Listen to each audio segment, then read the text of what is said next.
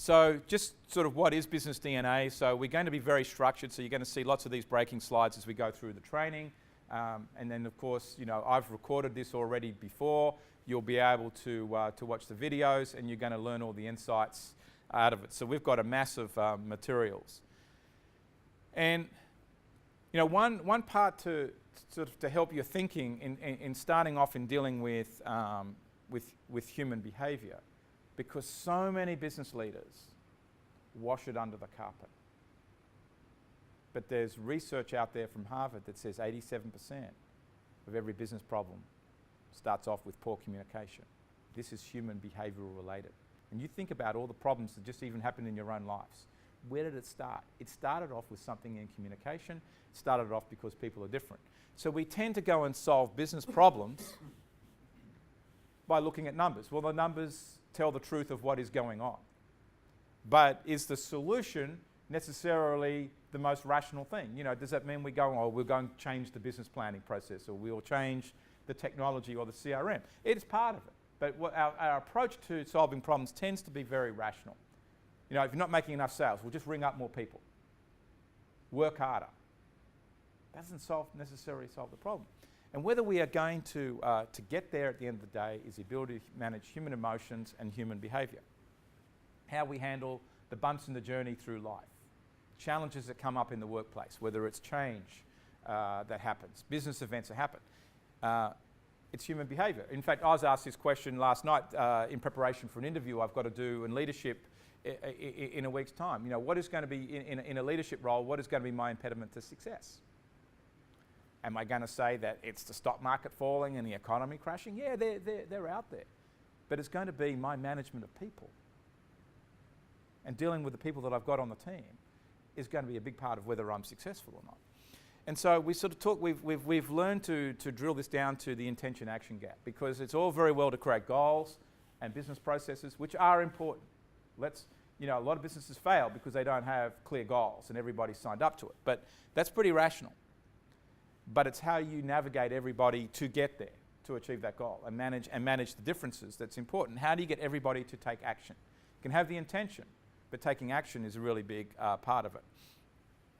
So what business DNA is really all about is to provide an extremely reliable solution for predicting human behaviour. And we're particularly focused on the behavioural talents of the person, really what their strengths and struggles are, and how they communicate. And ideally, if you're building a behaviourally smart business, you would do this for everybody, certainly for every employee, starting from the top down. And if you start to work with businesses and the leader doesn't want to do this, you know there's going to be a problem, and there's going to be a people culture issue. Everybody needs to do it. And ideally, which is what we do in the financial DNA world, which is what Keith's going to be dealing with, is you want all the clients doing it, right, at the end of the day. That's when you get perfection here, and really what we're doing is then matching up everybody into roles that's suited to their talents and matching them to working with certain types of clients. That is if you want to use the term mecca, that is the mecca of this. So, you know, the solutions that we have in the system, we have different reports for it that all come out of the business DNA system. So, hiring is obviously something that's very important. So, a lot of the time, business DNA is used for that. Personal talent development, which is playing into the coaching, team building. So, we talked about that for today. Organisation culture and talent reviews. So, we've done a lot of projects where we just go and review the talent that's in a business. Is everybody in the right roles? Where are the blockages? In fact, we've also done projects to help businesses work out where's the rogue employee in there. There are 3 traits for a rogue employee. Might be interesting, Keith, for compliance. Which advisors are going to be the rogues? They'll come from, if they come, obviously it's a character issue, but they will generally have 3 traits that are there every time. How do you work better with customers? So we've worked a lot with sales teams and getting better communication between the salesperson and the customer. You know, I don't like the word closing in sales, but it is a reality. That is what we're doing. Every person needs to be sold to in a particular way. For me, it's really easy if you just give me options. Maybe for Keith, who's more information orientated, it's providing with all the detail, and then you assimilate the information and make the decision. I just need the options laid out. And that's the selling style development. Then there's leadership development, which is a big part of this, and the coaching around that. And then the business succession planning. Who's going to follow in the business? Have you got the right set of leaders? Are they all coached up? Can they coach and develop others in the business?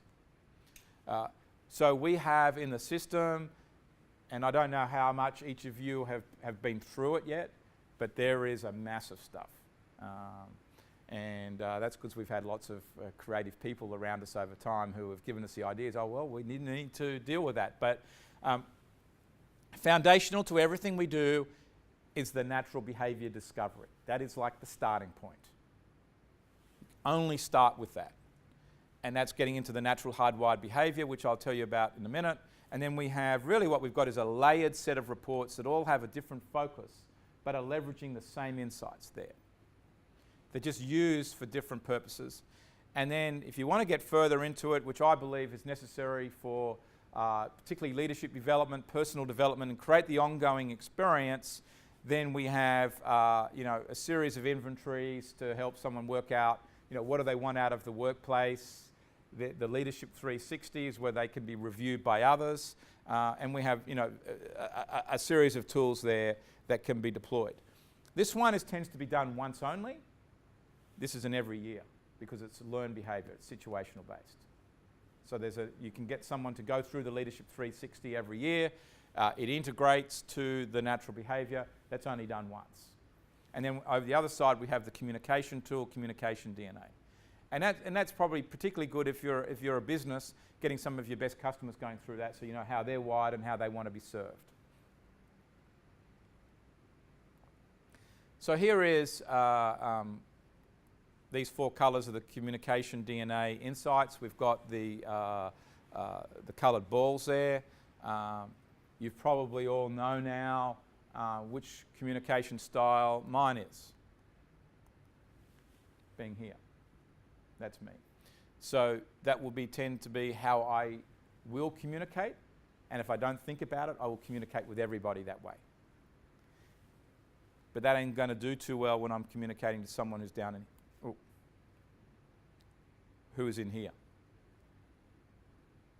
Because it's going to come across too fast, too harsh, too quick, not caring enough, if not watched. And then, for example, if you're a lifestyle person, dealing with an information person there, they want a lot more fun, for it to be a free-flowing conversation, whereas they're looking for all the details. At the end of the day, if you can navigate this, you can build trust. And that's what it's about. It'll follow the line of your business DNA, generally speaking. It's just it's more high level, it's more simplified to deal with communication only. We've found, like with the financial services businesses we've worked with, this is a really good first step, quick first step to get people engaged and in the slot and customizing that first meeting before you give them the MRI scan.